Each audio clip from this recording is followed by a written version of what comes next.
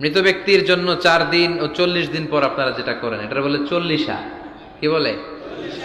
সবাই একটা রমরমা ভাব নিয়ে খাইতে যায়, মনে হয় যে বিয়ের দাওয়াত খাইতে যাইতেছে। আছে না নাই? তো যে মরছে আপনি তার জন্য কাঁদবেন, দোয়াই না করবেন, এত খুশি কেন আপনাদের? আপনি খাওয়ান, খাওয়াতে দোষ নাই।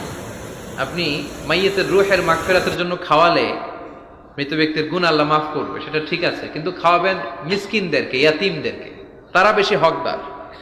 এখন দেখা যায় 40 মিসকিনদের জায়গা কম, এলাকার পয়সাওয়ালা লোকেরা এসে লাইনে বসে থাকে। আমি দেখেছি যেটা, কিন্তু দরকার ছিল, আমার আব্বা মারা গেছে, এই এতিমখানায় আমি একটা গরু দিয়ে দিলাম, ওরা সারা বছর খেতে পায় না, ওরা খাবে, খেয়ে আমার আব্বার জন্য দোয়া করবে, ঠিক কিনা? আর সবচেয়ে বেশি দোয়াটা কবুল হবে আপনার আব্বার জন্য। আপনি যাকে দোয়া করানোর জন্য আনলেন, উনি কি আপনার আব্বার জন্য কাঁদবে? আর কাঁদ